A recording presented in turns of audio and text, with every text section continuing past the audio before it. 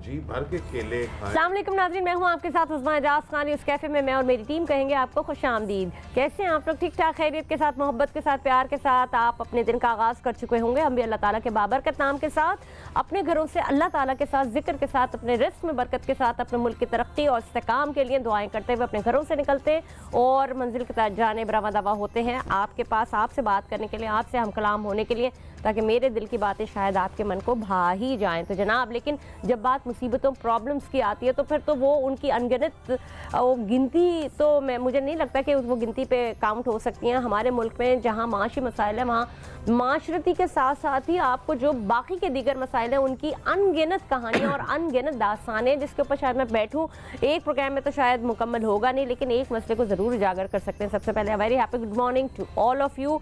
हम जो हमारी ये दिसंबर का आखिर है, सर्दियों की आमद शायद काफ़ी पहले शुरू हो जानी चाहिए थी, लेकिन थोड़ी सी सर्दियाँ बढ़ चुकी हैं। मौसम की फरावानी और रवादानी है और उसमें हम बहुत मौज मस्ती करते हैं। सर्दियों का अपना एक अलग ही लुत्फ़ होता है और सर्दियों में आइसक्रीम खाने का वाह बहुत ही मज़ा आता है। लोग नहीं खाते लेकिन मैं ज़रूर खाती हूँ। तो बहरहाल मुझे हर वो चीज़ उल्टी अच्छी लगती है जो उस मौसम के हिसाब से, जैसे लोग सर्दियों में कहते हैं कि नहीं जी आइसक्रीम नहीं खानी, उसकी तासीर ख़राब है, या गर्मियों में कहते हैं कम चाय पिया करो, लेकिन दोनों ही काम मैं तवातुर के साथ करती हूँ तो मुझे मज़ा आता है। मौसम का मज़ा आप उसके उस मौसम के फ्रूट्स खाइए, उस मौसम की सब्जियाँ खाइए, आपको बीमारियों से दूर रखेगा। लेकिन इन्हीं मौसमों में जब आपको पानी ना मिले, गैस ना मिले, शदीद सर्दी हो, आपके पास गैस नदारत, पानी नदारत, बिजली नदारत, तो आप क्या करें? बिजली तो चाहे किसी हद तक आप कबूल कर सकते हैं कि चले गर्मी है और आपका मौसम ठंडा है तो आप उस पर गुजारा कर सकते हैं, लेकिन क्या करें कि जब पानी नहीं है और पानी भी है तो फिर गैस नहीं है, पानी गर्म कैसे करें?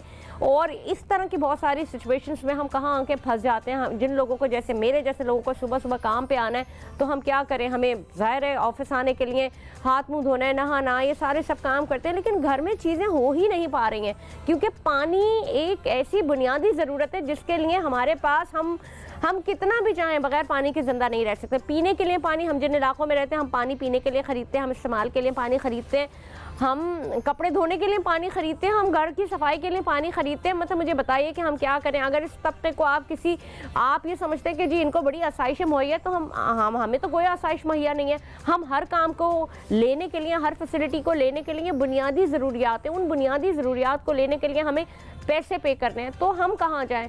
अब अगर पानी ही की बात करें तो क्या ये जो हाइड्रेंट माफिया इन्होंने इसके ऊपर कब्जा किया हुआ है, या वजूहात क्या? आखिर कराची में पानी है क्यों नहीं? बेसिक मसला और मजबूरी है क्या हमारी? इस पर बात करेंगे। मुबश्शिर मीर साहब हमारे साथ मौजूद हैं, सीनियर सहाफ़ी हैं, उनसे जानते हैं, शायद उन्हें पता हो क्योंकि मुझे तो पता नहीं है। अस्सलाम वालेकुम मुबश्शिर साहब। वालेकुम अस्सलाम। कैसे हैं आप? ठीक ठाक? मैं तो ठीक हूँ, मुझे तो सर्दी का मौसम लग रहा है। आपके ऊपर सर्दी नहीं आई अभी? मेरे ऊपर सर्दी, मुझे सिर्फ ये जो मेरा चूँकि हाथ की वजह से मुझे डर सिर्फ ये है क्योंकि सर्दी में चोट गहरी होती है। अच्छा। तो उसका थोड़ा सा डर और खतरा होता है, लेकिन जब हिम्मत हो ना और करे जो, फिर कोई मौसम आपको लगता नहीं है। लेकिन ये कि हम आ जाते हैं, भागते हैं काम के लिए, हम पैशनेट हैं, लेकिन अगर इस तरह का जज्बा सारे नौजवानों में हो, मैं समझती हूँ फिर पाकिस्तान, आपका जज्बा ज्यादा जवान है। अच्छा, सही है। लेकिन आप मुझे बताएं ना भाई, पानी तो मुझे भी चाहिए ना।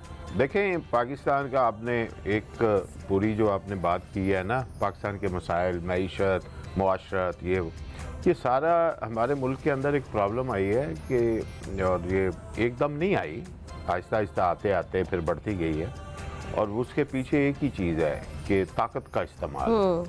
कि ये जो लोग भी ये करते हैं, ताकत का इजहार है ना। हाँ। हम हर जगह फेस करते हैं। कल मेरे साथ भी एक वाक़या हुआ कि एक गाड़ी वाला जो था, उसकी गाड़ी बहुत बड़ी थी, उसने ज़बरदस्ती जो है वो गुजारने की कोशिश की और फिर तस्लीम भी नहीं किया।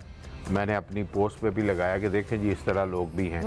फिर हमने ये आर्ट्स काउंसिल का इलेक्शन देखा, वहाँ हमने ताकत का इस्तेमाल देखा। सीरियसली? बहुत ज्यादा ताकत वहाँ पे भी ताकत का इस्तेमाल अभी तो नहीं हुए ना? नहीं हो गए हैं, लेकिन ताकत के इस्तेमाल से सेक्रेटरी वगैरह के लिए तो अभी बचे हुए ना? नहीं वो हो गए हैं। हम ही अपोजिशन में थे, लेकिन वहाँ ताकत के इस्तेमाल हुआ है। आप अपोजिशन किसके साथ थे? मुझे पहले तो अपोजिशन, मैं खुद अपोजिशन। अच्छा, आप खुद भी थे? अच्छा। तो वहाँ पे भी ताकत का इस्तेमाल हमने देखा कि हम कह रहे हैं कि नहीं जी ये वायलेशन है, यहाँ शफाफियत नहीं है, यहाँ पे इस तरह होना चाहिए। वो खुद भी कह रहे हैं कि हम शफाफ इलेक्शन कराना चाहते हैं, लेकिन जब सिस्टम जो है उन्होंने जो अडॉप्ट किया उसके अंदर वो सिस्टम में ही शफाफियत नहीं है। नहीं है।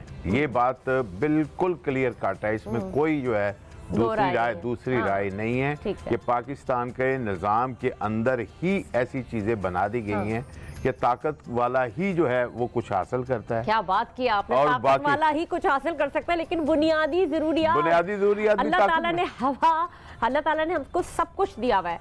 हमारे जीने के लिए हवा ज़रूरी है, पानी ज़रूरी है, कुछ ऐसी बेसिक ज़रूरियात है, तो क्यों हमारे लोगों ने हम पे वो तंग कर दिया है। मैं सिर्फ किसी एक तबके की बात ना करूं, अगर आप कराची के किसी भी तबके को उठा लें, वो सारे के सारे लोग पानी के हवाले से इंतहाई परेशान है। अब कराची में पानी है कि नहीं, पहले बेसिक सवाल की जानिब आएंगे। मुबशिर साहब, सबसे पहले तो बताइएगा कि पीछे से पानी नहीं आ रहा है, वजूहात क्या है? मुझे याद है कि हमारा जब बचपन था हमने कभी कोई पानी के मसाइल कराची में नहीं देखे। अच्छा, अगर थे भी थे तो बहुत छोटे छोटे इलाकों में कहीं ना कहीं इतना पानी होता था, टैंक बह रहे होते थे गिर गिर के। फिर एक सरकारी पानी भी आता था, वो कोई पानी होता था, अल्लाह जाने वो क्या था, वो सरकारी पानी भी एक आता था, क्या था ये? अच्छा, असल में ये है कि देखें कराची के इर्द गिर्द 2-3 सोर्स हैं पानी के। सबसे पहले तो ये है कि हम समुंदर के किनारे पे हैं और प्यासे हैं, और समुंदर का पानी हम साफ करके लोगों को प्रोवाइड नहीं कर रहे। इस पे जो हमने काम किया था, अभी आप देखें एक एटॉमिक एनर्जी का एक प्रोजेक्ट है जो हॉक्सबे पे है, वो पानी साफ करते हैं अपने लिए और इर्द गिर्द के लोगों को भी देते हैं। तो इसका मतलब है समुंदर का पानी वहाँ पे जो इनटेक लेते हैं वहाँ पे पानी साफ है, वो कर रहे हैं। वो डेली की बुनियाद पे वहाँ पे एक बड़ा प्लांट लगा हुआ है और वो आपकी अपनी ज़रूरत भी है और इर्द गिर्द वो CSR भी करते हैं, मैंने खुद देखा है। अच्छा, DHA में भी ऐसा काम हुआ था, लेकिन अनफॉर्चुनेटली जिन लोगों ने ये किया था उन्होंने पुरानी मशीनरी लगाई थी और गलत उस प्रोजेक्ट को एग्जीक्यूट किया था। वो बंद हो गया था 2-3 महीने के अंदर, और वो बहुत अच्छा वैसे प्रोजेक्ट था। अच्छा, मुझे एक बात बताइए, तो आपने मान ली बात, लेकिन दुनिया भर में जिन जगहों पे पानी के कहीं शॉर्टेज है और वो समंदर पे है, तो वो तो बड़ी तेजी के साथ उस पानी को कर रहे हैं, वो तो यूज करें। तो क्या हमारा बना बनाया पैटर्न को इस्तेमाल नहीं कर सकते, उसको एग्जीक्यूट करने में क्या मसला है? देखें, यहाँ पे अब करने की बात है ना। अभी आप देखें कि हमने समुद्र को भी पोल्यूटेड किया हुआ है कि बगैर साफ किए हुए ट्रीटमेंट के हम पानी। अच्छा, एक और मेरा सवाल ये है कि जहाँ से पहले पानी आता था, अब अगर आप अभी थोड़े से अगर आप वो सोर्सेज की बात करें, मुझे वो सोर्सेज बताइएगा कि कराची में एक तो धाबे जी हो गया, धाबे जी वाटर, ये मैं आपको बताता हूँ कि जो बड़ी झील है ना, धाबे जी से तो आपको पंपिंग होती है ना, पीछे तो आप ठट्टा के पास जो झील है जिसके अंदर एक नहर आती है दरिया सिंध से, वो उसको भरती है। बहुत बड़ी झील है, आपने देखी होगी, कराची की तकरीबन सब लोगों ने देखी है। तो वो नहर से, वो जो झील है उससे पानी हमें धाबे जी आता है, जहाँ से पंपिंग स्टेशन वाटर बोर्ड का है। फिर आपका हब जो डैम है, जो बलूचिस्तान से पानी है, वो भी बारिशों का पानी, अदरवाइज जो पानी रिजर्व है, बहुत बड़ा वो हब डैम है, वो उसका पानी भी आपको कराची को मिलता है। ठीक है, अब ये दोनों सोर्स जो हैं वो मीठे पानी के हैं। ठीक, अब ये है कि आपकी डिस्ट्रीब्यूशन में प्रॉब्लम है। मतलब क्यों प्रॉब्लम है? देखे, पानी जो है वो कराची में जो लोग, मेरा ख्याल है कि हो सकता है गोल्ड का काम करते हैं, वो भी इतना पैसा नहीं कमाते। मुझे बताएं बात प्रॉब्लम की है कि नहीं है? नहीं, मुझे लगता है प्रॉब्लम पैदा की गई। आप देख लें पूरा ये जो DHA को आप फेज 1 से लेके आप पूरा जरा काउंट करना शुरू करें, पॉपुलेशन देखें, सारा हाइड्रेंट्स पे चल रहा है। और अब तो ये नहीं, जिन इलाकों में पहले पानी आता था वो बेचारे भी टैंकर्स माफिया के हाथों मफलूज हो गए। मैं आपको एक बात बताता हूँ, आपको लाइन वाटर कह रहे हैं ना पानी नहीं है, आप अभी फोन करें टैंकर अभी आ जाएगा, वो कहाँ से लेके आएगा? मैं यही तो बात पूछ रही हूँ, जो पानी आ रहा है ना वो उनके पास जा रहा है ना, उनके पास जा। अच्छा, मुझे एक चीज और बताइए, मैं आपको बड़ा एक मेरा आसान सा सवाल है। अभी आपने 2-3 दिन पहले खबर सुनी होगी कि जी हाइड्रेंट्स और ये पकड़ लिए, बड़ा सारा सब कुछ, एक बड़ा माफिया था और फलाने लोगों ने, अरेंजर्स ने हमला करके ये कर लिया। कुछ है आपको याद है? वो चलती रहती हैं बहुत। देखें, असल में पता क्या है, देखें जो हाइड्रेंट्स हैं और जो पाइप्स आ रहे हैं ना, उनके अंदर लीकेजेस भी बहुत है। लीकेजेस क्या है? चोरियां हैं। अच्छा, वो पानी चूंकि बिकता है तो इसलिए चोरियां भी हैं। और आपने देखा होगा कि आप किसी टैंकर से पूछेंगे ना, टैंकर वाले से, पानी कहाँ से लेके आए हो? और मैं तो जब भी कोई टैंकर लूँ तो मैं तो पूछता हूँ कि आप कहाँ से ले आए? तो जी वो फलान जगह पे एक जगह है, वो यहाँ से कोई 20 किलोमीटर बताएगा। इसका मतलब है कि वहाँ पे बाज़ दफ़ा इलीगल हाइड्रेंट्स भी हैं।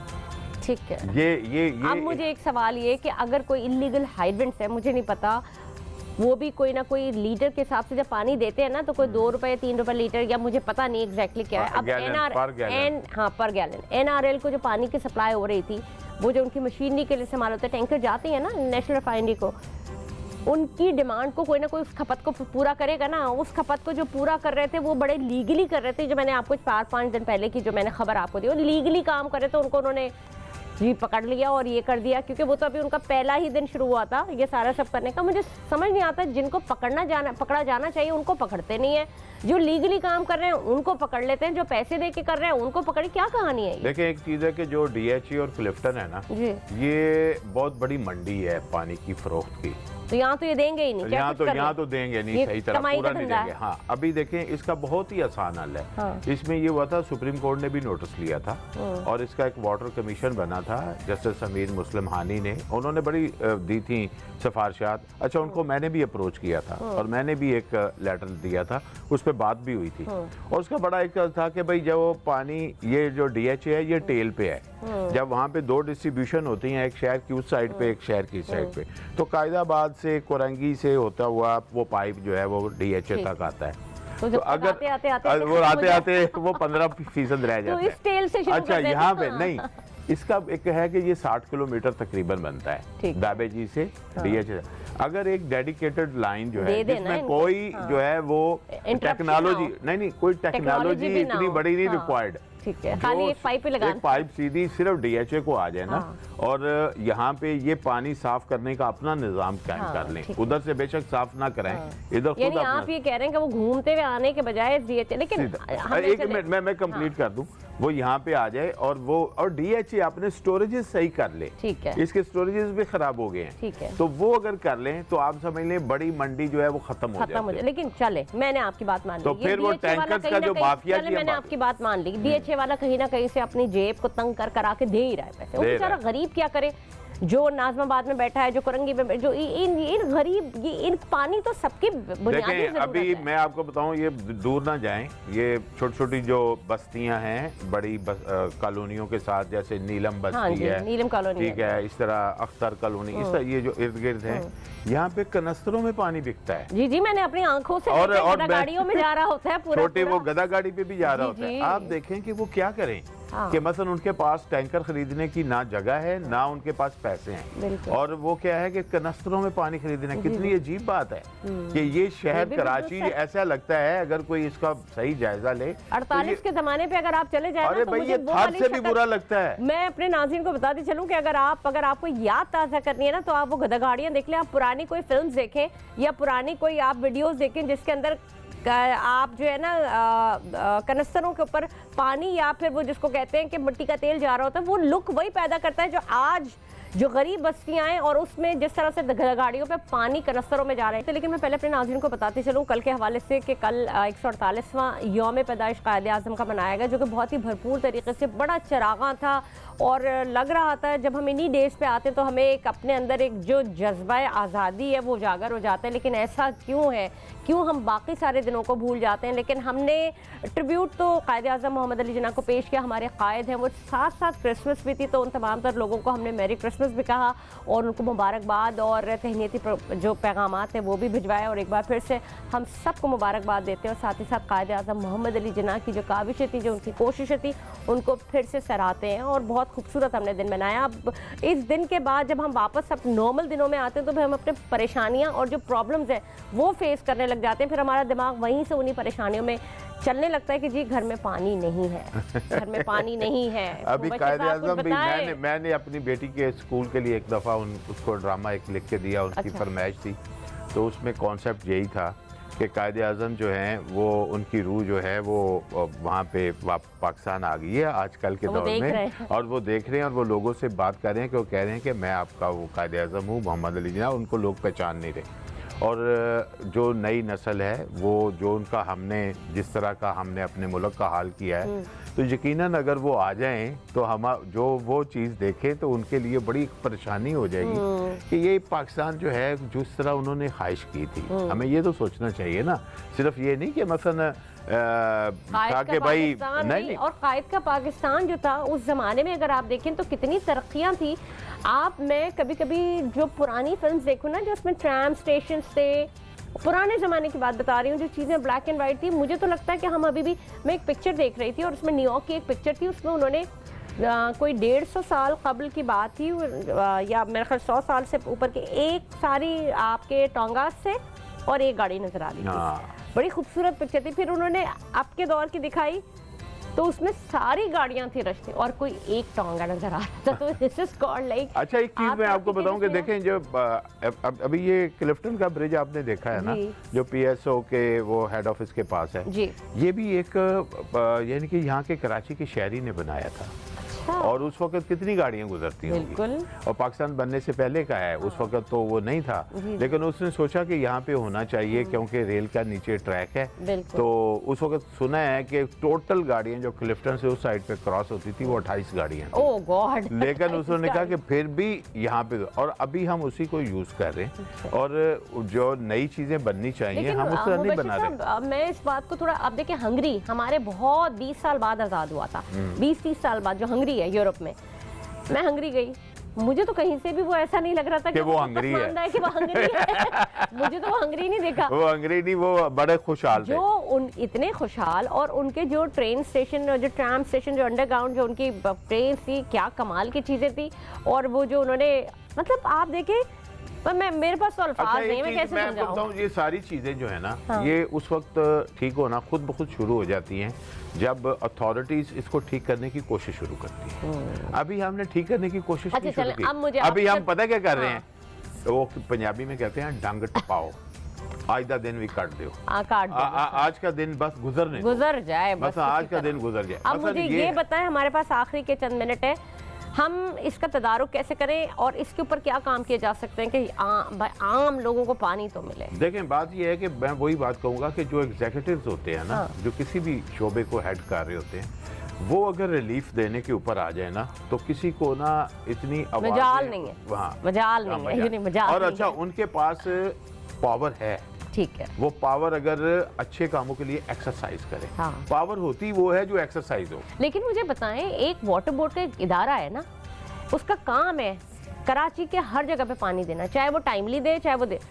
मुझे वो क्यों, अपनी जो काम उसका है पानी देना, वो पानी नहीं दे रहा।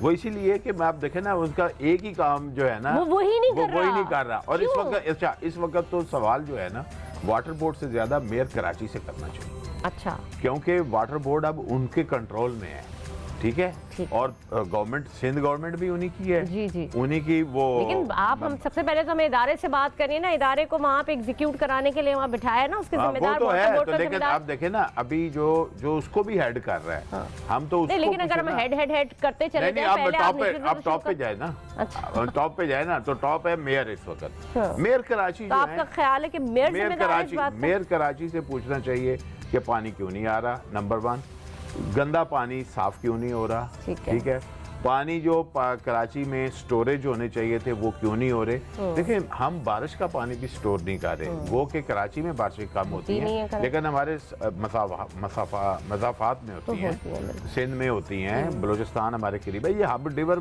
जो है, तो हब के अंदर पानी जो है वो मैक्सिमम बारिशों का आता है। अच्छा, बलूचिस्तान हमारे साथ है और वहाँ पे बहुत सा पानी जो है वो भी ज़ाया होता है। समुंदर हमारे पास है, समुंदर में पानी साफ करने का काम क्यों नहीं हो रहा। एक बात ये बताएं कि ठीक है, आपने बहुत अच्छी बात की, इसके ऊपर तो यकीनन बात भी होगी, लेकिन वाटर बोर्ड एक इदारा है ना, वो लायबल है अपनी जो ड्यूटीज उसको दी गई हैं उसको पूरा ना करने के ऊपर जवाबदेह है, पाकिस्तान के जवाबदेह है। अगर उसका चेयरमैन है वाटर बोर्ड का, जो भी कोई हेड है या चेयरमैन है, वो जवाबदेह है। आपको नहीं लगता आवाम की अदालत में उनको बिठाया जाए, उनसे पूछा जाए कि बिल्कुल बिठाना चाहिए। सीओ जो हैं वो तो बल्कि डीसी रह चुके हैं साउथ के, सलाउद्दीन साहब, उनके वो तो बड़े खुद भी इंजीनियर भी हैं, उनके पास तो बड़े आइडियाज होंगे, लेकिन उनके आइडियाज जो हैं वो क्यों नहीं काम कर रहे, इम्प्लीमेंट क्यों नहीं करवाया जा सकता। देखें, एक तो सबसे पहली बात यह है कि जो सिस्टम इदारों के अंदर बना हुआ है ना, वो चूक हो गए हुए हैं इस लिहाज से। एक तो बड़ी ओवर एम्प्लॉयमेंट है, अंदर भी माफियाज हैं, यूनियंस हैं, पता नहीं क्या कुछ बना हुआ है, हर कोई ताकत की बुनियाद पे जो चीज़ हासिल कर लेता है। और फिर जो है कि जो लोग बड़े, जिन्होंने वो अगर प्रॉब्लम में आए, यानी कि मिनिस्टर्स हों, सेक्रेटरीज हों या और अथॉरिटीज़ हों, MNA MPs हों, उनको तो बड़ा स्पेशल वाटर का टैंकर जो है पहुंच जाता है। ठीक है, बहुत बहुत शुक्रिया मुबशिर साहब हमारे साथ मौजूद थे। गो के वक्त की कमी है, लेकिन कोशिश ये होती है कि मैं कुछ ना कुछ उसका सद्देबाब के हवाले से कोई बात अपने नाज़रीन को बताई जा सके, लेकिन इसके ऊपर ना 2 घंटे का प्रोग्राम बनता है, इसमें हमें मज़ा नहीं आता। तो नाज़रीन, मैं जो कर सकती थी और मेरी जो कोशिश थी कि मैं किसी तरह से मेरी कोशिश ये भी होगी कि मैं आला हुकाम तक पहुँच सकूँ और इस मसले को हल तो नहीं करा सकते, लेकिन किसी हद तक बातचीत का जरिया तो बनाएं। तो जनाब, प्रोग्राम में अब तक के लिए इतना ही। मुझे दीजिए इजाज़त। मैं हूँ आपके साथ उस्मा एजाज खान। पाकिस्तान जिंदाबाद।